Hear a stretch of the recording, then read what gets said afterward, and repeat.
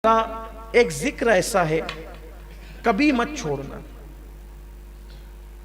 کتنی بھی مصروفیت ہو کبھی مت چھوڑنا، کبھی مت چھوڑنا۔ مولائے کائنات کہتے ہیں کہ جنگ صفین میں مجھے اتنی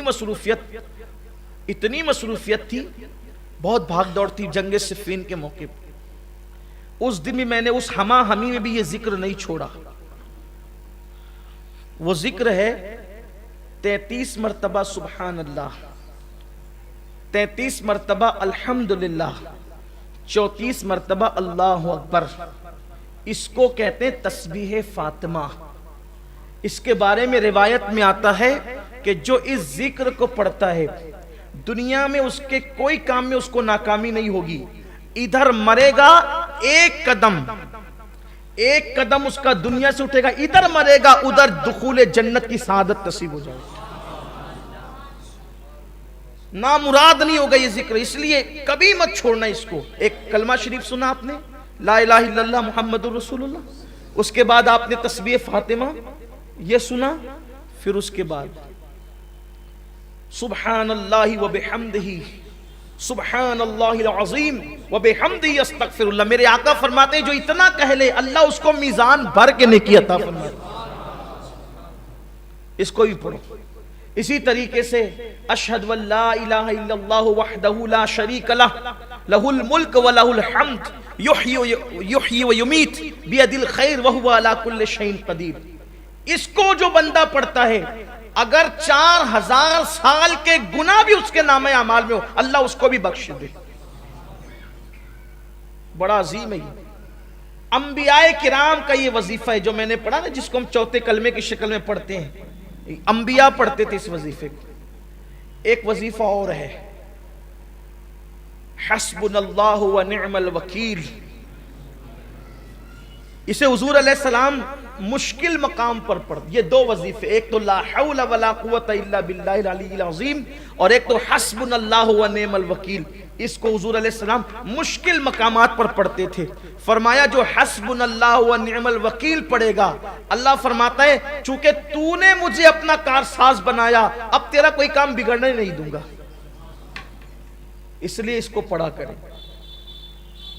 بڑے وظائف ہیں اور بہت زیادہ دیے جائیں تو کہیں ایسا نہ ہو کہ آپ مشکل میں پڑ جائیں، لیکن ایک وظیفہ جو حضور غوث پاک سے منسوب ہے اور اس کی بے شمار دنیاوی اخروی فوائد ہیں، اگر کچھ نہ کر سکو تو اتنا کر لیا کرو کہ ہر نماز کے بعد یہ وظیفہ، اس کو کہتے ہیں پنج گنج قادریہ۔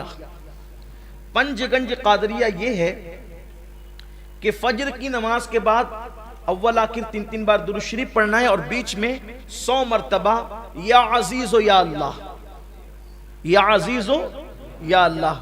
ظہر کے بعد 100 مرتبہ یا کریم و یا اللہ، عصر کے بعد 100 مرتبہ یا جبار و یا اللہ، مغرب کے بعد 100 مرتبہ یا ستار و یا اللہ، عشاء کے بعد 100 مرتبہ یا غفار و یا اللہ۔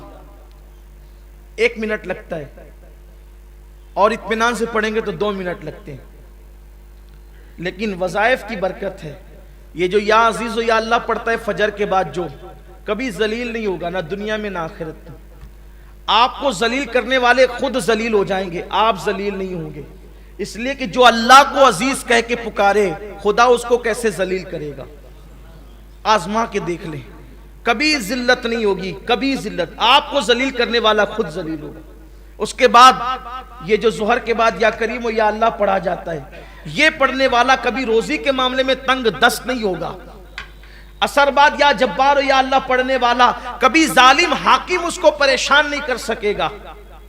مغرب کے بعد یا ستار و یا اللہ پڑھنے والا کبھی لوگ اس کے عیب کی وجہ سے اس کے عیبوں کو اچھال نہیں سکیں گے اور اچھالنے میں کامیاب نہیں ہو سکیں گے۔ عشاء کے بعد یا غفار و یا اللہ پڑھنے والا اللہ تبارک و تعالی اس کے بستر پر آنکھ بند ہونے سے پہلے اس کی مغفرت فرما دے گا۔ اللہ کا ذکر کریں۔ آخری بات یہ کہ ذکر کی 3 قسمیں ہیں، جب تک کہ یہ 3 قسم ایک ساتھ نہ ہو جائے ذکر نہیں ہوتا۔ جب تک کہ تینوں چیز مل نہ جائیں ذکر نہیں ہوتا۔ ایک ہے ذکر باللسان، یعنی زبان سے ذکر، دوسرا ہے ذکر بالقلب یعنی دل سے ذکر، تیسرا ہے ذکر بالجوارح یعنی اعضاء سے ذکر۔ زبان اللہ اللہ کہے ذکر ہے، لا الہ الا اللہ کہے ذکر ہے، سبحان اللہ و بحمدہ سبحان اللہ العظیم کہے ذکر ہے، یا ستار یا اللہ کہے ذکر، یا غفار یا اللہ کہے ذکر ہے، لا الہ الا انت سبحانک انی کنت من الظالمین کہے ذکر ہے۔ لیکن زبان یہ سب ذکر کرے، اب دل میں یہ ہو کہ میرے اللہ میری اوقات کیا تھی کہ میں تیرا ذکر کرتا، تو توفیق نہ دیتا تو میں کب کرتا۔ یہ نہیں کہ ذکر کر رہا ہوں سب کو دیکھ رہا ہوں کہ کون کون دیکھ رہا ہے کہ میں ذکر کر رہا ہوں، میری حیثیت کیا، تو نہ چاہتا تو میری زبان پہ تیرا نام کیسے آتا۔ پھر یہ جو نعمتیں تو نے مجھے دے رکھی ہے تیرا کرم ہے، یہ جو دولت مند بنایا،